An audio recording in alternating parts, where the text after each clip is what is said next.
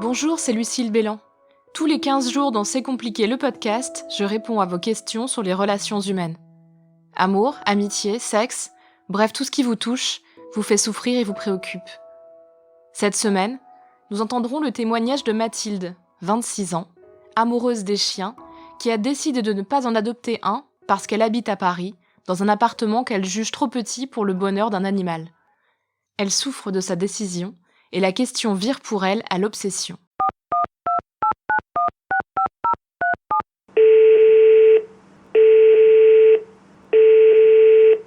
Salut Lucille. Je m'appelle Mathilde, j'ai 26 ans, j'habite à Paris et en fait je voulais avoir tes conseils parce que j'ai très envie d'avoir un chien. Alors je sais ça peut paraître un peu bête mais pour moi c'est un vrai sujet. J'ai grandi avec des chiens chez mes grands-parents, chez mes parents. J'ai toujours eu des chiens autour de moi et depuis 10 ans maintenant, mon dernier chien est mort. Et c'est un vrai truc difficile dans ma vie de ne pas avoir de chien. Mais comme je te l'ai dit, j'habite à Paris, dans un appartement qui fait 45 mètres carrés, mais bon, ça reste un appartement. Et il n'y a pas beaucoup d'espace vert autour de chez moi. Du coup, je veux pas prendre de chien parce que je me dis qu'il sera malheureux et que je pourrais pas m'en occuper correctement, que ça sert à rien de d'en prendre un pour moi et c'est très égoïste par rapport à ce pauvre petit chien qui a rien demandé. Mais d'un autre côté, ça tourne un peu à l'obsession chez moi. Je passe mes journées sur Instagram à regarder des chiens. Avec mes potes, on s'envoie des photos, etc. Dès que je croise un chien dans la rue, j'ai envie d'aller le câliner. Euh, du coup, je sais pas trop quoi faire par rapport à ça. Comment gérer le manque, même si je sais que ce serait pas bien pour le chien d'être chez moi puisque j'habite pas dans les bonnes conditions. Comment gérer tout ça? Voilà, merci. Si tu peux m'aider, ce serait vraiment sympa. Chère Mathilde, je suis ce qu'on peut appeler une mémère à chats. J'ai 3 chats dans la maison où grandissent mes enfants, une maison sans extérieur, et à mon domicile à Paris, j'accepte avec grand plaisir de nourrir ou câliner tous les chats des voisins qui décident de venir passer une tête. Ce que j'ai appris en 15 ans avec des chats dans ma vie, c'est que leur mode de vie s'adapte au nôtre, même si ce mode de vie est aussi bizarre et spécifique que le mien. Par exemple, mes chats ne sortent jamais, et leur personnalité ne les pousse pas plus que ça à aller dehors. Est-ce que je me sens coupable d'avoir modifié leur nature à ma convenance? Pas plus qu'en les nourrissant avec des croquettes ou en les obligeant à faire leurs besoins dans une caisse remplie de silice. Je sais que la relation que nous partageons va au-delà des besoins primaires de leur catégorie animale. On partage de l'amour, on partage des années de vie et des souvenirs ensemble. Et comme j'ai adopté ces animaux, je sais que la vie que je leur offre est plus heureuse que celle qu'ils ou elles auraient eue dans la rue. C'est ce que j'aurais tendance à me dire pour les chiens aussi. Même si leur instinct me semble plus fort que nos chats de la génération Internet hyper anthropomorphisée, je pense que les chiens sont heureux de partager la vie d'un humain qui les aime et les respecte. Même si cet humain n'a pas les moyens pour leur acheter les meilleures croquettes, même si cet humain ne peut pas les emmener dans des parcs immenses chasser des écureuils. Il y a évidemment aussi des races de chiens qui s'accommodent plus que d'autres des contraintes urbaines. Vous ne m'entendrez pas vous dire « Mais oui, bien sûr, prends un bouvier bernois dans ton 40 mètres carrés ». Mais je crois que le chien que vous pourriez adopter ne vous reprochera jamais de lui offrir une vie urbaine si elle n'est pas trop éloignée de sa nature profonde et si vous lui donnez suffisamment d'amour et d'attention pour le combler au quotidien. Je pense en fait que vous pouvez rendre un chien heureux. Et je pense aussi que ce n'est pas honteux de dire qu'on a besoin d'un chien dans sa vie. Je ne m'imagine pas vivre sans mes chats. Je sais combien ils m'apportent au quotidien. Ce que j'essaye de leur rendre en câlin, en sachet de nourriture humide hors de prix, ou en leur laissant la meilleure place du fauteuil. Je crois que dans nos vies stressantes, on peut avoir besoin d'un animal autant qu'ils peuvent avoir besoin de nous. Et qu'il faut relativiser notre rapport à leur vie, par rapport à ce qu'ils pourraient vivre en général. Ces animaux sont là. Ils sont parfois en refuge depuis des années. Vous pensez vraiment qu'une vie avec vous serait moins belle que des années en refuge, ou dans une famille maltraitante, ou chez des gens qui font le geste d'abandonner à la moindre difficulté? Vous pouvez vous faire confiance et faire confiance à l'animal pour exprimer ses besoins. Je croise dans ma vie parisienne des chiens très heureux, qui ne me semblent pas penser, à chaque seconde, à ce que leur vie serait s'ils habitaient dans des manoirs en plein milieu d'une campagne verdoyante. Ils sont heureux d'être aimés, de jouer, d'être au chaud quand il fait froid, d'être gâtés souvent. Ils ont une belle vie. Je suis la première à perdre pied sur cette question, à rester paralysée par l'angoisse, à l'idée de ne pas offrir à mes proches la vie qu'ils méritent. Je me dis que mes enfants seraient 1000 fois plus heureux si la maison avait des pièces en plus, s'il y avait un grand jardin, que les chats seraient en meilleure santé s'ils vivaient à la campagne et s'ils pouvaient chasser des oiseaux, que mon compagnon même serait plus épanoui s'il partageait sa vie avec quelqu'un d'autre, quelqu'un avec un travail moins prenant. Dans le pire des cas, j'imagine la personne avec qui chacun et chacune serait mieux dans sa vie. J'ai dans ma tête une galerie de personnages qui feraient potentiellement mieux le job d'être moi à ma place. Et puis je me rappelle que mes enfants préfèrent 1000 fois faire des activités à la maison que d'aller au parc, que l'un de mes chats a la phobie de l'herbe, que mon compagnon répète à longueur de journée qu'il ne veut m'échanger contre personne d'autre. Je suis moi, avec ma vie, mes qualités et mes défauts, et même si je n'arrive pas souvent à y croire, je rends des gens et des animaux heureux. La question ici ne me semble donc pas de prendre ou pas un chien dans votre vie, mais bien de trouver le bon chien, avec qui partager la vie que vous avez déjà. Un chien qui vous aimerait comme vous êtes, et que vous aimeriez en retour. Et pour qui la question d'une autre vie imaginaire, mais plus heureuse, ne se poserait même pas. Parce que la perfection serait ces moments que vous passez ensemble, même dans une ville polluée, même avec des espaces verts trop petits. Pour parler de bonheur animal, j'ai interviewé Julie Faure, éducatrice et comportementaliste canin. Les chiens sont-ils toujours malheureux en appartement ? Alors moi j'ai envie de dire non, pour plusieurs raisons. De base, les animaux, ils ont besoin de nourriture, d'être en bonne santé, de ne pas avoir froid, de ne pas avoir faim, de ne pas avoir soif. Enfin, voilà, c'est vraiment les besoins principaux du chien qui vont être un peu les mêmes que les nôtres. Alors après, il est possible que des chiens qui habitent en maison, par exemple, soient plus malheureux que des chiens qui habitent en appartement. Pourquoi? Parce que en général, les gens ont tendance à penser que parce qu'ils ont un jardin, voilà, le fait de laisser le chien dans le jardin, ça leur permet de se dépenser, voilà. Mais en fait, pas du tout. Un chien, c'est un animal qui est à la base sociable, qui a besoin, d'interagir déjà avec ses congénères et aussi avec le monde extérieur. Donc un chien, ça renifle, ça adore, les odeurs, ça adore, voilà, découvrir de nouvelles choses.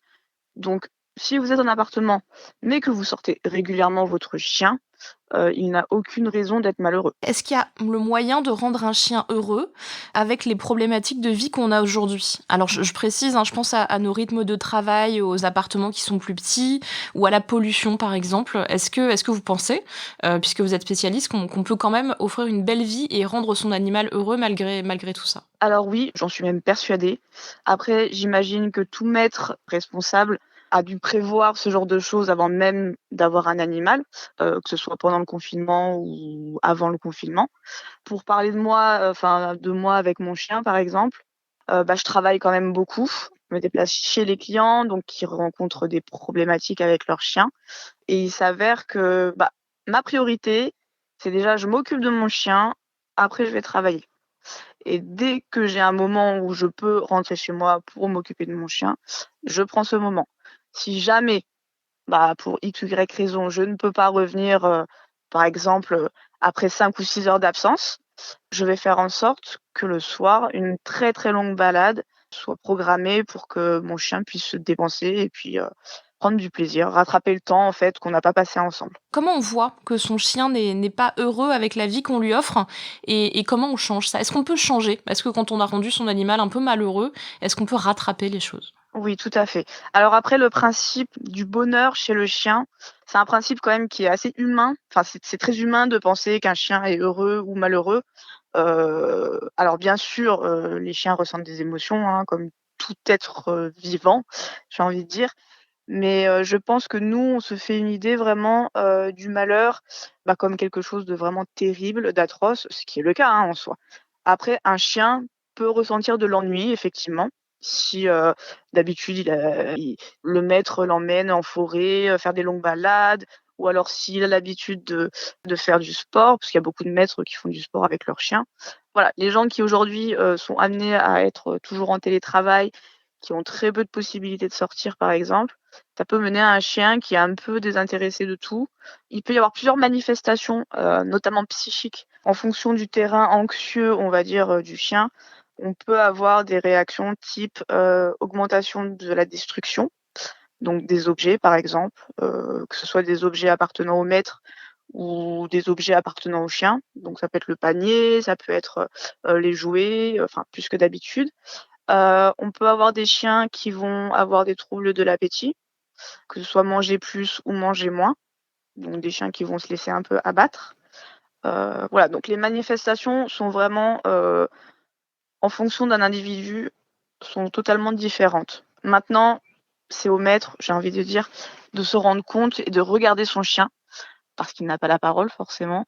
Il y a qu'en regardant votre chien que vous serez capable de déterminer si quelque chose cloche ou non. Ça va passer par l'attitude corporelle de votre animal, ça va passer par, son regard aussi, hein, mine de rien. Ça va passer par, ses habitudes de vie qui auraient éventuellement changé. Par exemple, votre chien a l'habitude de se coucher, dans un endroit particulier, et ben, il va commencer à changer d'endroit, à bouger beaucoup de place, enfin voilà, à présenter des signes d'inconfort, on va dire, de malaise. Après voilà, il faut savoir que c'est totalement remédiable. Il suffit juste de passer un petit peu plus de temps, de sacrifier un petit peu plus de temps avec le chien pour essayer, d'inverser la tendance. Et puis j'imagine aussi que toutes ces problématiques sont aussi liées aux races de chiens. Un chien effectivement qui va être par exemple un grand format de chien, qui va avoir besoin de beaucoup se dépenser, n'a pas forcément les mêmes besoins de sortie par exemple et de sport qu'un chien qui va être plus petit ou de race plus flemmarde, je dirais presque, non? Oui, alors effectivement, bon, il y a une multitude de races, hein, de chiens qui existent aujourd'hui. Alors la taille, ça peut avoir un impact, oui et non. On va prendre l'exemple du Jack Russell. Je pense que vous voyez, à quoi ça ressemble. Ouais, C'était c'est le une petit race chien, très à la mode, mais qui est très vivante, non? Qui a besoin de se dépenser. voilà, donc c'est un petit gabarit, hein, on est d'accord, mais par contre, ça reste du chien qui à la base était utilisé pour la chasse.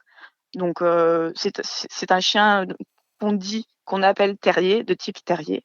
Donc ce sont des chiens vraiment très actifs qui ont besoin de renifler, de marcher, de courir, d'être stimulés intellectuellement, physiquement. Alors qu'à côté de ça, vous allez prendre par exemple un saint-bernard, donc c'est un chien de très, très, très grand gabarit.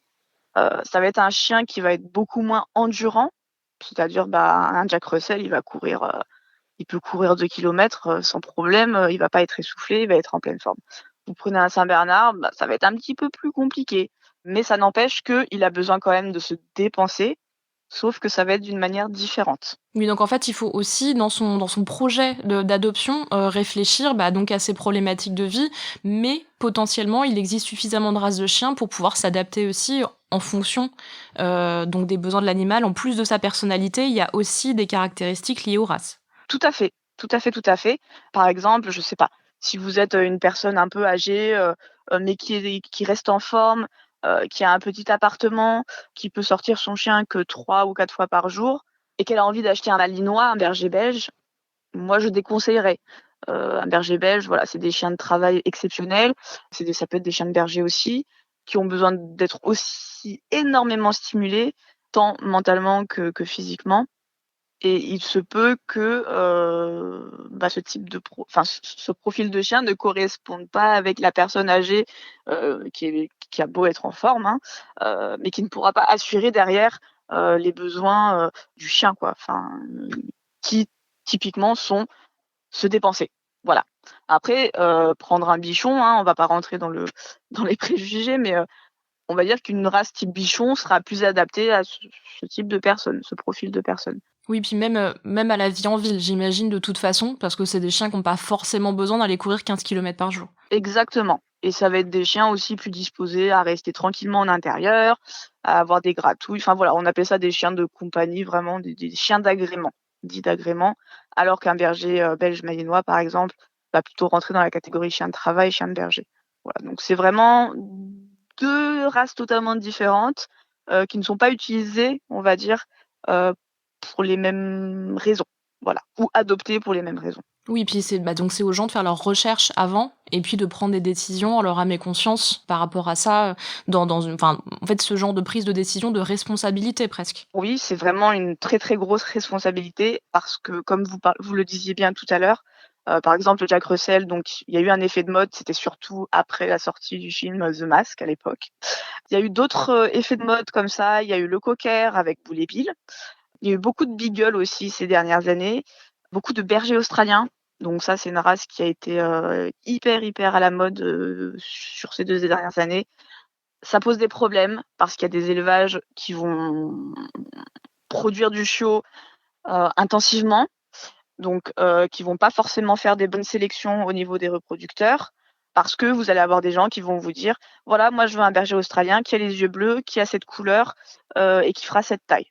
Là, on peut s'attendre à avoir des problèmes de comportement liés à une mauvaise sélection des reproducteurs et de ce fait, ça peut amener à des abandons. Parce que les personnes se rendent compte qu'au bout d'un moment, le chien n'est pas fait pour leur style de vie. Ils s'attendaient à avoir un chien plus calme. On leur avait pas dit que le chien aurait besoin de se dépenser quotidiennement.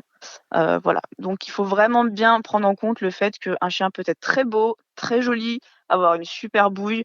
Ça veut pas forcément dire pour autant qu'il sera très, très, très, très calme ou très, très, très gentil, si on peut utiliser le terme gentil.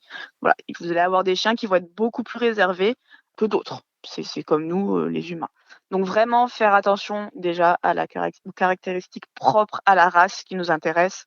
Mieux vaut ne pas acheter un chien d'une race dont les besoins ne correspondent pas à notre style de vie, plutôt que de tenter le coup. Ça fera trop de dégâts déjà au niveau du chien et même au niveau de la famille, humaine quoi, ça reste un échec, ça peut être considéré comme un échec et puis les refuges sont débordés, vraiment sont débordés donc c'est vraiment un projet qui mérite d'être mûri et très réfléchi de par, de par le fait que finalement on est responsable d'une vie, enfin d'un être qui est vivant, qui ne peut pas communiquer avec nous, comme on le souhaiterait forcément. Donc voilà, c'est très important, je pense, de se poser les bonnes questions avant d'acheter un chien impulsivement. Oui, puis en plus, voilà, comme on parlait de refuges et sur le fait qu'ils étaient surpeuplés, même globalement, je pense qu'on peut dire que l'adoption plutôt que l'achat, c'est quelque chose qu'on peut réfléchir dans son geste.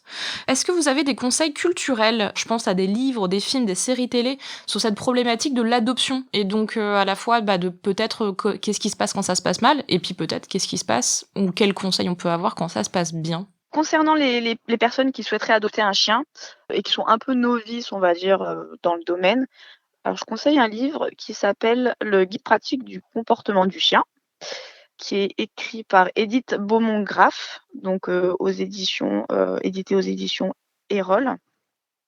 Donc c'est un livre, qui est totalement accessible au grand public, qui va vous expliquer un petit peu, les principaux cas de figure que vous êtes, amenés à rencontrer avec votre chien et qui pourraient vous déstabiliser. Donc c'est écrit d'une manière assez drôle, je trouve. Enfin, c'est très léger, les sujets sont abordés vraiment avec humour, on va dire et en même temps, sérieux. C'est une petite bible, je trouve, assez intéressante à avoir quand on est propriétaire ou quand on veut devenir propriétaire d'un chien. Un autre livre qui me paraît essentiel, vraiment d'avoir, sur sa table de chevet quand on a un chien, principalement, ça va être un livre qui va parler, en fait, des signaux d'apaisement, donc que vont émettre les chiens.